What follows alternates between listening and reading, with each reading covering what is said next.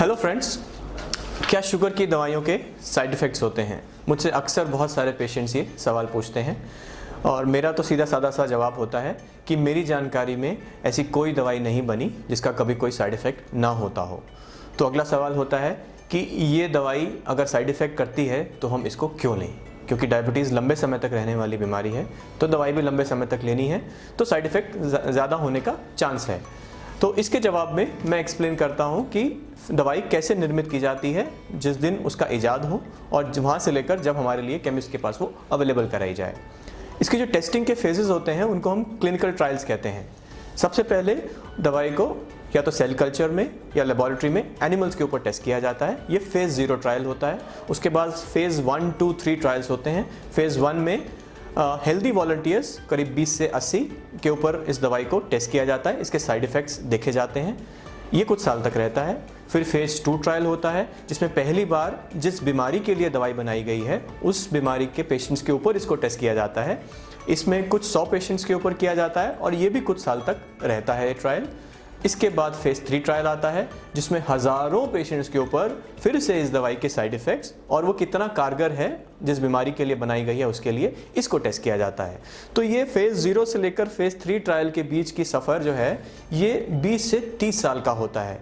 मतलब ये कि जब आपका डॉक्टर, आपका डायबिटीज स्पेशलिस्ट अगर आपको कोई दवाई दे रहा है तो उसे एग्जैक्टली पता है कि उस दवाई से क्या क्या साइड इफ़ेक्ट हो सकते हैं, वो साइड इफ़ेक्ट किन किन पेशेंट्स में होने का खतरा ज़्यादा है, वहाँ पर उन दवाइयों को वो खुद ही अवॉइड करता है।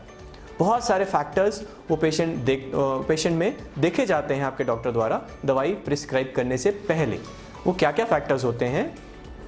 डायबिटीज़ कौन से तरह की है, टाइप 1 है, टाइप 2 है या गर्भावस्था में होने वाली जेस्टेशनल डायबिटीज़ है, डायबिटीज़ का ड्यूरेशन कितना है, नंबर 2, उसके अलावा पेशेंट की उम्र कितनी है और उसका वज़न कितना है, मोटापा है या कमज़ोर हो गया है, लाइफस्टाइल कैसा है, टारगेट हमारा शुगर कितना है, बहुत अच्छा कंट्रोल करना है या रिलैक्स्ड गोल रखने हैं, साथ में लिवर की, हार्ट की या किडनी की तकलीफ़ है या नहीं है, और डायबिटिक कीटोएसिडोसिस जो डायबिटीज़ का एक कॉम्प्लिकेशन होता है उसका खतरा कितना है।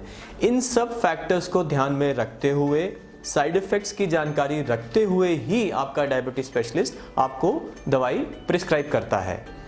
ये इस तरह से कहें कि इस तरीके से हम उस दवाई से होने वाले फ़ायदे को भी ले सकते हैं और साइड इफ़ेक्ट से भी बचा जा सकता है।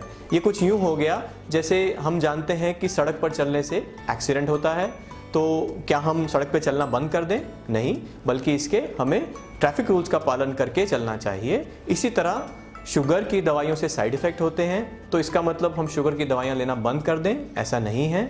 बजाय इसके डॉक्टर की सलाह से दवाई लें और उससे हम उस दवाई से फ़ायदा भी उठा सकते हैं और उससे साइड इफ़ेक्ट कम हो इसका भी ख्याल रख सकते हैं। Thank you.